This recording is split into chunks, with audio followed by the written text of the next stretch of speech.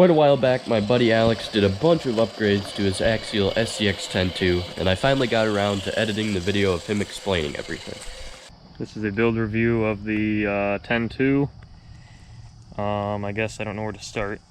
We'll start with the power plant. We've got the Crawlmaster Sport 12 turn, which is pretty decent all around, and then the Hobbywing 1080, which is a great upgrade from a stock ESC. And then we've got stock Tactic receiver, which I don't really recommend due to the fact that it's not waterproof.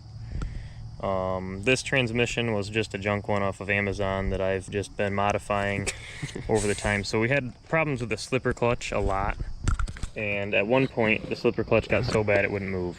We drilled holes inside of the spur gear and we bolted the plates together, so now it's solid, which is great for crawling. And then the shaft for our new motor was longer than this case was, and my wires would get chewed up by this. So we drilled a hole in the end of the case, which works nice. We did print 3D printed body mounts for the rear of the cab. Gotta do a little revising on the design because they had a bit of a weak point there, but some revision could be added. We've got, I think there's a stock out of maybe a 10 III. I picked them up at a swap meet for $20 at Walters RC Park in the springtime. And then these shock keys help with angle, which is nice. We 3D printed this battery tray here. Also could use some revision, but for the time being it works. More of a temporary solution. Yep. I need to get a stubby battery. I think we're going to mount it about here.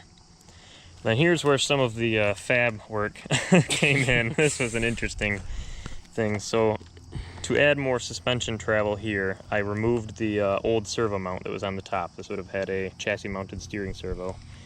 We won this at the Gauntlet. I think Reese actually won this. And it's for 10 II, so we bolted that on there. Required more fab work than any part should ever require. We drilled the axle out. We dremeled the this here. New links. We had to dremel everything for these too, because these added a bunch of binding. Yeah, everything bound up. So a lot of Dremel work here, and for the servo, these ears would hit the frame when I articulated a little bit here. Like this one, I think this is the side that was the worst, and it still does a little bit, but it is 10 times better. So we took a chunk out of the top of the frame.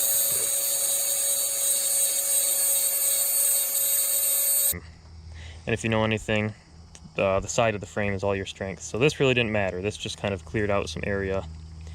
And then these stock would have been out to about here as mud guards and, you know, to mount stuff onto.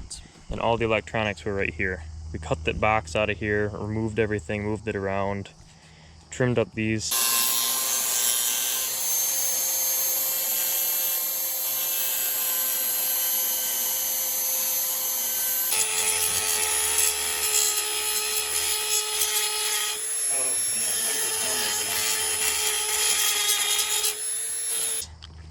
The next mod I would want to do with these is to take off these, add a flat piece of steel here as a rock slider. These get caught on everything along with this plate here, so if I could add a smooth piece of steel that curves here, I think we'd be doing alright. And then as for the axles, they're completely stock. I just greased them. They've got fast eddy bearings, new links everywhere, ball joints. That's about the extent of that. Drive shafts are matched right now. That's another thing, I need to get some Vanquish drive shafts. Wheels and tires. These are Trial bead locks. There are lead car wheel weights around the inside of the wheel here for low center gravity. And then there's these G-made wheel covers. So these are kind of neat. You can unscrew them by hand.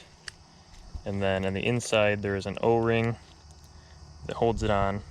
Helps this cap stay on. It's just a decoration, and then you use an Allen key to pull it off. They're a good addition to like a beadlock alloy wheel. And then I've got for tires these BF Goodrich what are they here? Mud Terrain.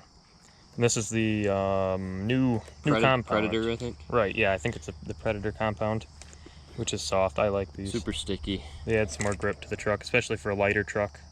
Then for the body, we did a J Concepts creep. As you can see, she's had some wear in the time that we've been running it. But really not bad. It's not too bad. I don't think I would go with this again. I don't really recommend this body due to the fact that it is so thin and the paint did not adhere well.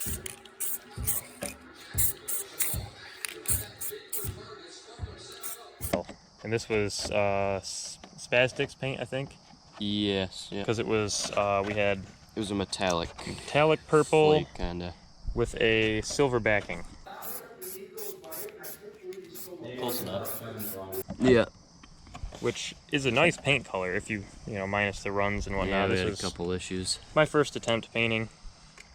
But overall, in the right light, it does look pretty good, especially when it's clean. I guess we can probably post some pictures of Yeah, when we'll it put was some. done. Other than that, yeah, it's not too bad. We had to drill some holes here for our body mounts, and then I just took out a chunk for my drive shaft on the 10 II because I sat the body down way lower into the chassis, along with this for the battery cables. That way it doesn't get chewed up. It just sits on like that. And we've got a little bit of an overhang here because I don't like bumpers. They add too much overhang, so if we wanted to, we could put a winch right here or even up in here. That way we're not extending out the truck any more than we have to.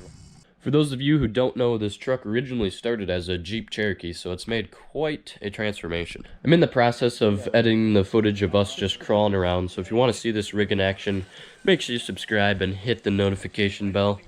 But for now, I think that's going to do it for this one, guys, and I'll catch you in the next one.